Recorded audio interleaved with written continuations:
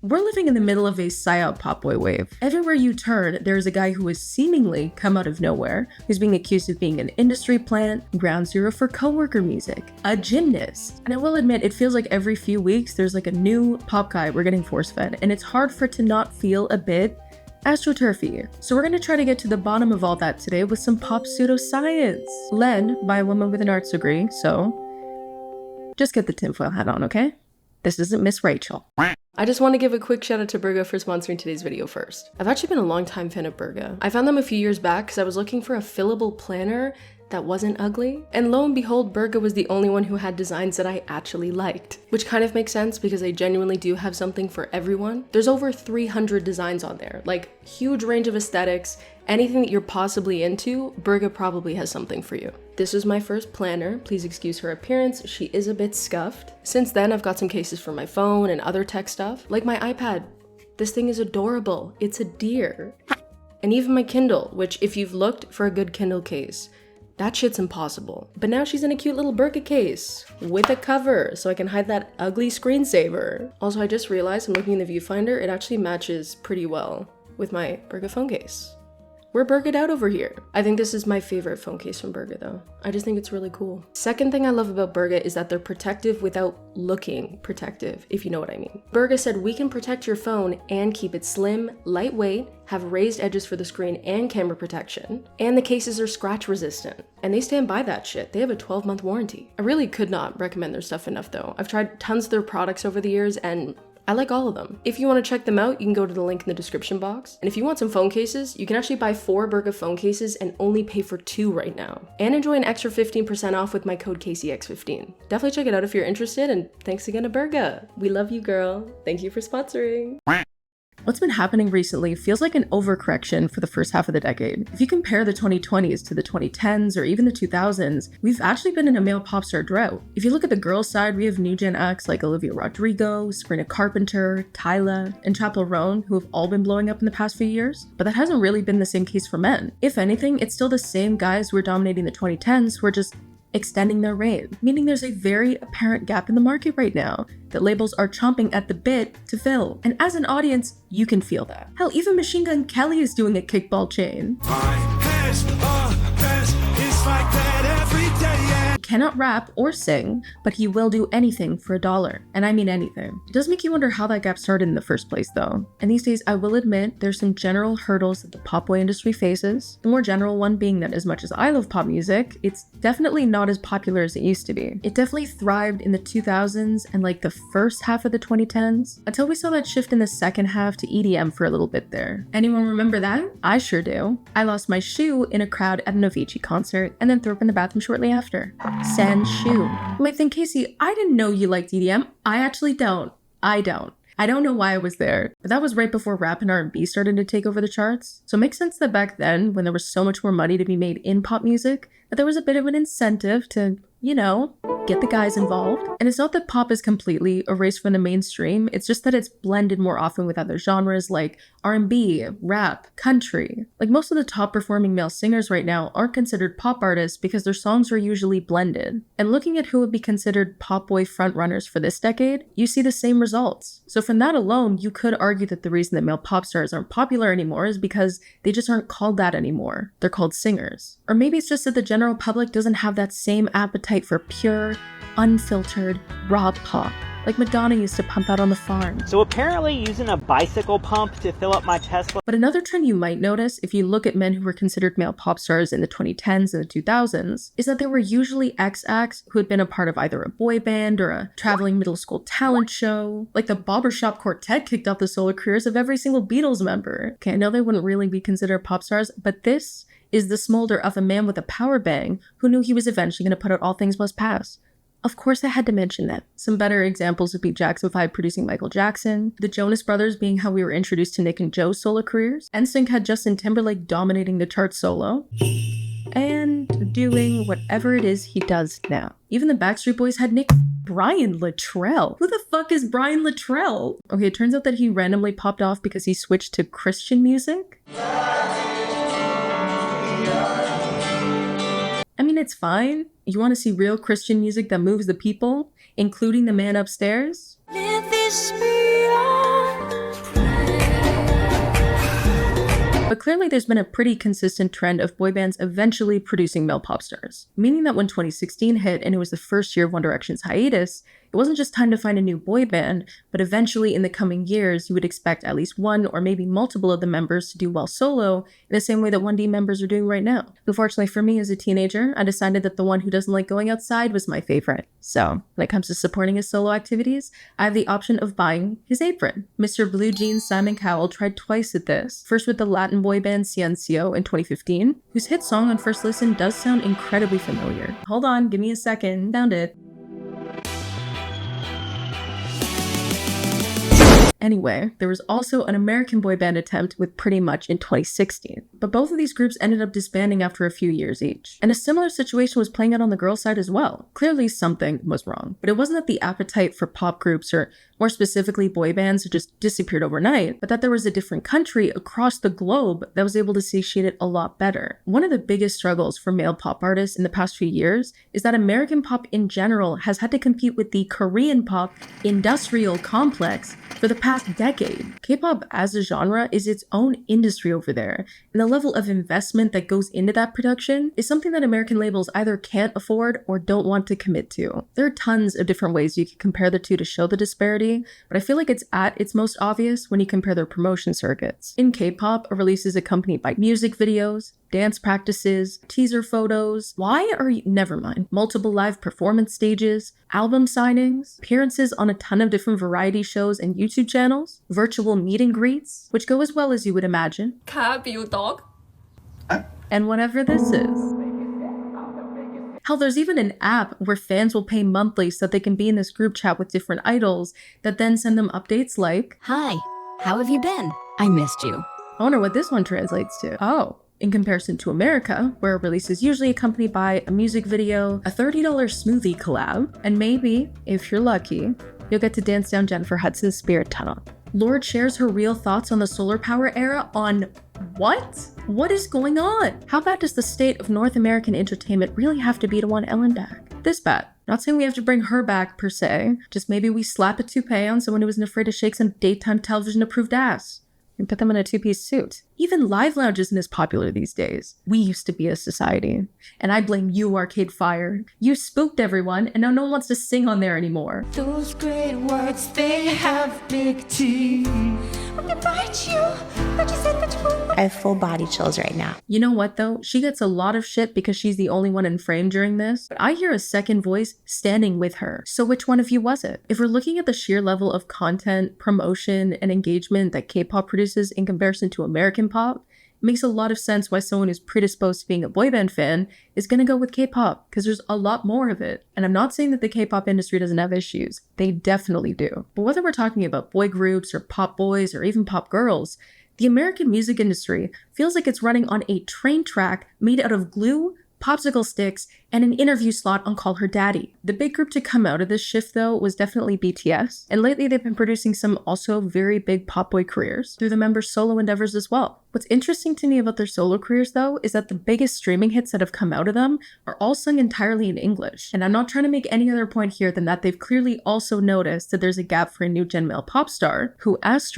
puts out songs in English. Because unfortunately, it's hard to get the general public in English-speaking countries to rally behind a pop star otherwise. And sometimes K-pop production can be a bit maximalist in a way that isn't immediately pleasing to the average person's ear. There's a reason I have a K-pop I can safely sneak on a pre-playlist, alright? Even other Korean entertainment companies are trying to capture that English-speaking market too, like SM Entertainment being involved in BBC's Made in Korea that eventually produced the boy band group named Dear Alice, and they came out with a debut song this year called Ariana. She loves Ariana. Listen, the boy band video vixen walked like Rihanna in 2013 so he could love Ariana in 2025, and it did not work either time. Beyond K-pop and boy bands though, gender plays a big role too. Pop stardom really does feel like more of a women's game a lot of the time. I'm not saying that men can't make good pop music or can't be pop stars. I just think women feel more primed to be pop stars than men because the role complements artists who are willing to not just be audibly but visually exciting thanks to a big production. Whether that's cool music videos, set design, or flipping and flying around everywhere. Even presence-wise, down to their outfits. I remember back in 2018, there was a huge controversy because people noticed the difference in how Beyonce and Ed Sheeran were dressed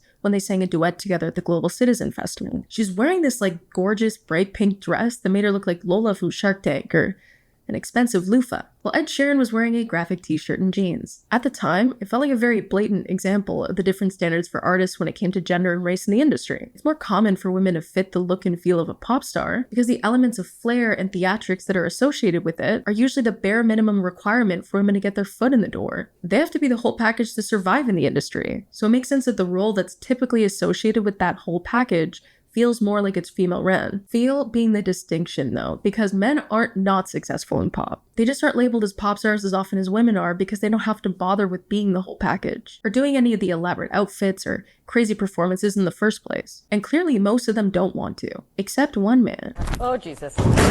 Now, despite this guy delivering what many were mad other men wouldn't, which in short I believe was wearing something that didn't look like they were going to a family barbecue after the performance and maybe throwing in a little pomp and circumstance, people hate this guy. He's been called a fraud, a cornball, cringe. But who is the real Benson Boone?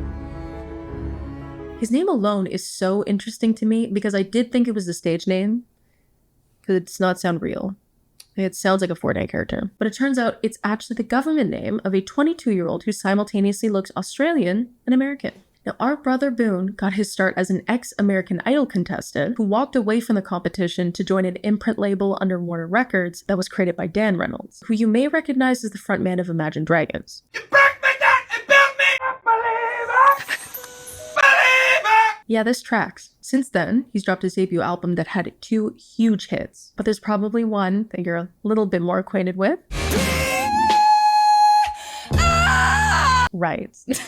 Granted, he did not blow up the Genie's mics. The sound team over there had it on lock this time around. He came through the door, they battened down the hatches, or just had the boom operator leave the building. Now, despite that voice, it turns out he's only gotten into singing in the past few years. I was always like just too busy being outside and like doing something active to like think about music. I wonder what he was doing. From what I can tell, it seems like Benny grinds people's gears for a few reasons other than the flip getting old. The main one being that the song that blew up for him is kind of annoying and inescapable, which as a song, honestly, it's not my cup of tea either. It kind of reminds me of ABCDEFU in that it's obviously very popular, but I've never met someone who actually likes it. But people also don't really seem to be a fan of his like front-facing persona either. He does have an energy that I'd liken to that video of the girl eating popcorn at a basketball game, which was lovingly quirky at one point in time.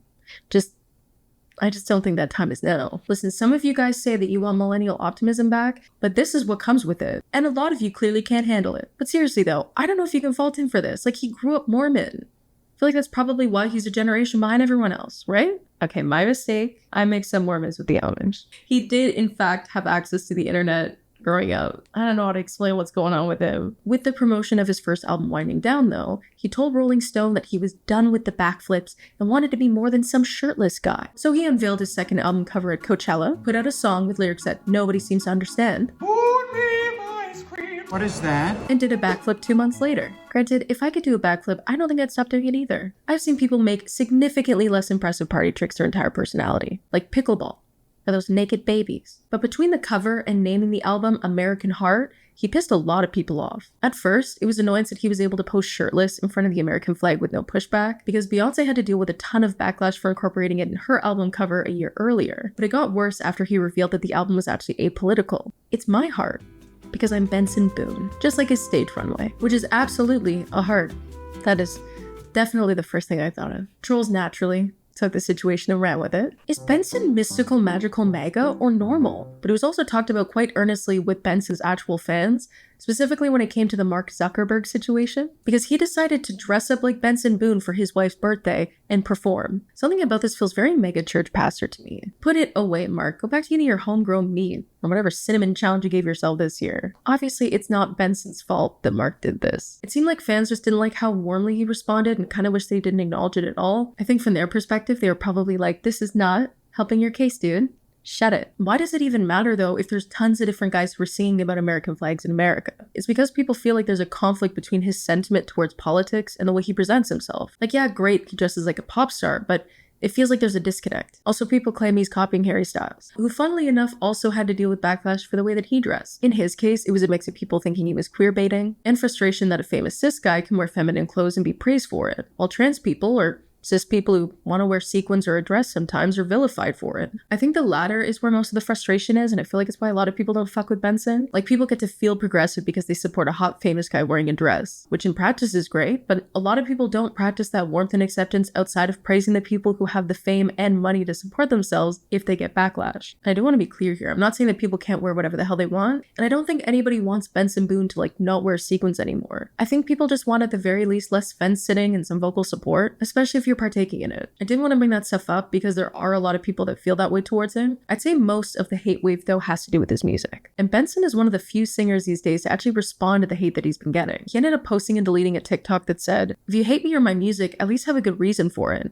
I just read a comment that said, "I don't even know why I hate Benson Boone, but it feels right." Like, what? How am I supposed to improve after reading that? At least say something valid, like, he low-key just flips everywhere. Can you do anything else? Or even, I just don't like his songs, even though I'm basing my opinion off the only one I've heard over and over. Super valid. I don't disagree with him, but this is unfortunately like the last thing you should do when you're getting hate on the internet. Like, the reality of hate online, especially the type that he's getting for the most part, is that it relies more on him being an easy layup for a joke rather than him doing anything materially wrong. So he's right for saying there's no valid reason for it, but people don't care. And it's the kind of joke that unfortunately the harder you try to get in on it, the worse it gets. And he's still doing it. I should probably share my thoughts on Mr. Boone. Honestly, I have no strong feelings towards him. After listening to his debut album in its entirety, I have to agree with what he said on TikTok though. While it's not really to my taste, he does have better songs. So it is odd that the one that causes such a mass visceral reaction is the one that blew up. Like, why is it always the worst songs that end up getting popular? The common reasons that people think of is that he's probably an industry plant, he's using payola,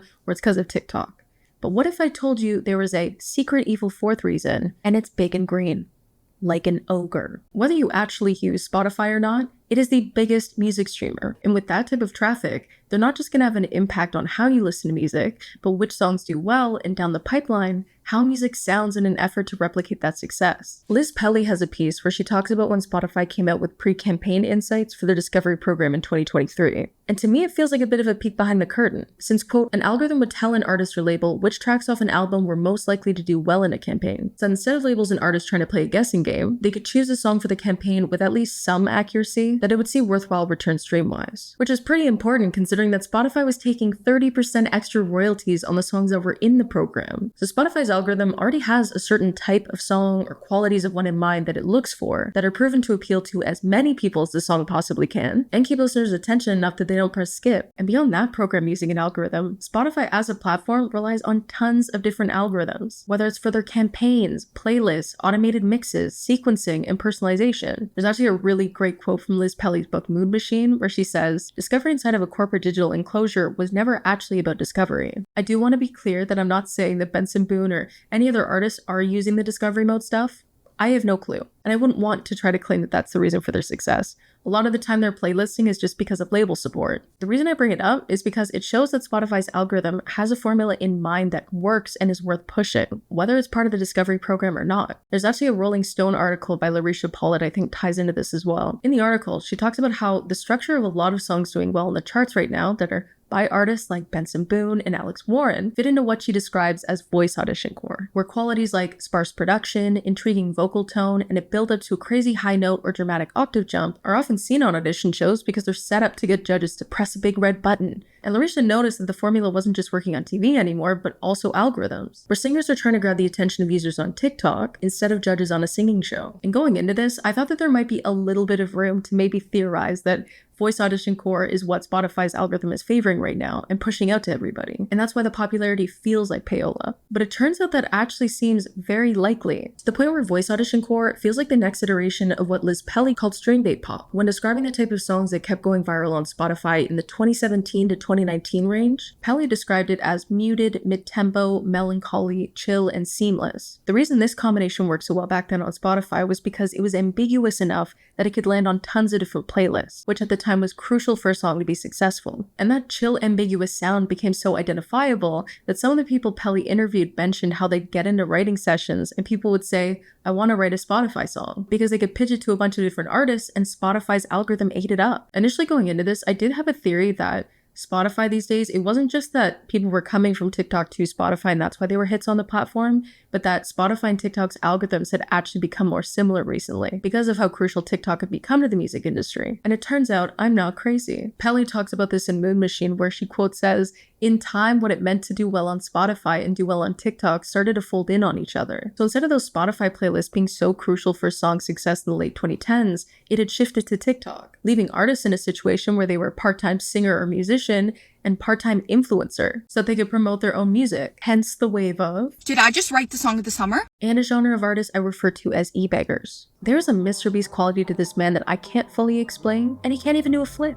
What is the point? But Larisha mentioned somebody in her article that I think is a perfect poster child for this shift in what Spotify's algorithm wants. Alex Warren. To give a bit of context, Alex is a TikToker who originally gained fame from being in the HIIII TikTok group, where he'd post vlogs featuring the members in the style of David Dobrik's Vlog Squad, to a frightening degree. Why he was forcing that laugh when he had a voice like this is beyond me. She doesn't even know the fucking lyrics. Oh, hold on. He's still got a bit of David in him. Beyond those vlogs, he posted a lot of couples content that people on TikTok loved, with millions of people invested in his relationship. The point that it became his main focus after the HIIII dissolved. And when he decided to work on music, going that pop ballad, Lewis Capaldi, Ed Sheeran route, what better subject for a song than his wife? Side note, between him and Addison Rae, Dixie D'Amelia's gotta be pissed as hell. Like, you're telling me the guy who stopped just short of wearing David Dobrik's skin as a cardigan is on the top 100 and I'm not? Sometimes I don't want to be happy either, girl. I want to be violent. Alex is interesting to me though because he was as much of a YouTuber as he was a TikToker. And reading Mood Machine, I noticed so many similarities between the backend experience on YouTube and Spotify when it came to Spotify for artists. There are tons of tutorials on there on how to decipher and act on certain data that you get, and the type of data that we get is crazy. Even videos of employees encouraging artists to maybe lean into what the data says works. Follow the data if you want to make more stream-friendly music. According to Pelly, Spotify wasn't just selling artists on data, it's selling them on optimization. And this is borderline the exact same experience as YouTube Studio. If I look, I can see what videos people are watching, how long they're watching for, what's the exact second that people are leaving for a different video. I can see you picking your nose right now. Luckily for you, I don't check that shit, because it scares me. I'm not trying to totally demonize data here. I think it is helpful and important, but I do think when there's too much of it, it kind of opens the door for people who are willing to optimize it to Mr. Beast levels, where the content is so informed by the data and algorithms that it just starts to feel very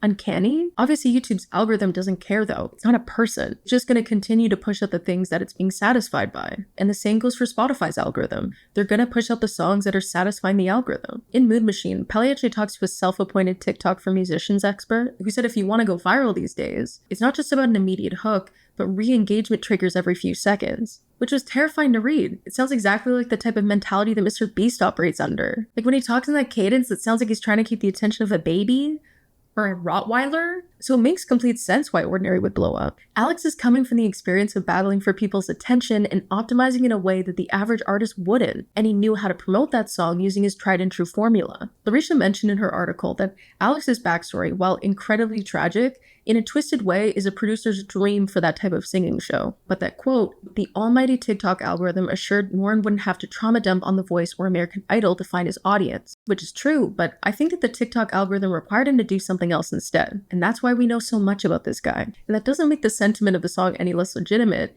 It just means that him and his team know his niche. To the point where it even got a bit meta. Larisha mentioned in her piece that songs like Ordinary are a quote, perfect near blank canvas for auditions. And while she meant that in regards to vocal tone when it comes to using a song for an audition, it reminded me of the term emotional wallpaper, which is used by a label owner who was talking to Pelly about how he would describe the music that does well on Spotify. Pelly's own description of Spotify's old sound was smooth enough for the background, but emotional enough for the isolated headphones listener. And I feel like both Beautiful Things and Ordinary fit perfectly into not just that category, but the newer elements that the algorithm likes as well. So it tracks why these songs keep popping off. Like, I might not like them, but what the booker says goes over there. What's funny is Larisha also mentioned Jelly Roll, who ended up releasing a song with Alex shortly after, which I did listen to. And it does sound like if you put Avicii's discography in a NutriBullet. You really can't escape this shit right now though. Like there are so many of them making music that the algorithm loves with pushing all of it out, and it's driving everybody crazy. I think two things are happening at the same time. First being that a lot of big male pop acts are in the middle of their breaks right now, which leaves an opportunity to introduce future pop boys, but specifically ones that fit in the Ed Sheeran or Bruno Mars category that can appeal to as general of a population as possible, which usually involves being pretty apolitical, agreeable, and generic, all terms that these guys have been called recently. And I think a lot of labels are trying to shoot their shot at the exact same time,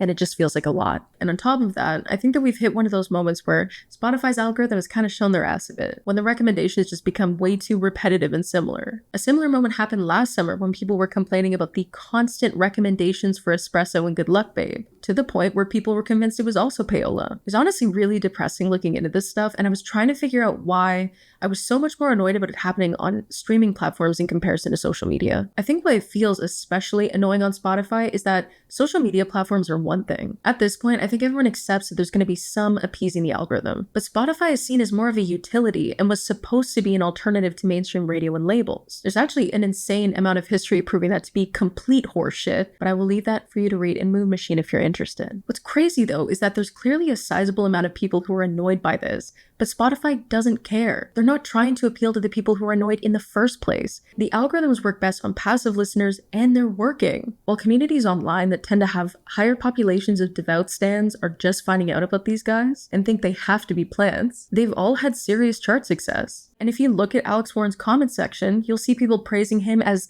this generation's Ed Sheeran, or that Louis Capaldi took a break so Alex Warren could thrive. Some even see Alex and Benson as their favorite up-and-coming superstars. I mean, it's sacrilegious to Christianity. He obviously sold his soul for it. Oh, okay. Not everyone's happy. Honestly, the whole situation feels really dire. But there is one funny effect from all of these algorithms, as it seems to be giving the US the American version of what I like to call government-mandated Canadian pop star. And the result is pushing some very plain, agreeable, but certified Canadian artists. In America, I feel like the sound is like a combination of that like sea shanty, country ballad hybrid, or some dude just wailing. If you're wondering what it is in Canada, our version of Benson Boone's top song on Spotify is a slow, gender-flipped response song to ABCDEFU. ABCDEFG.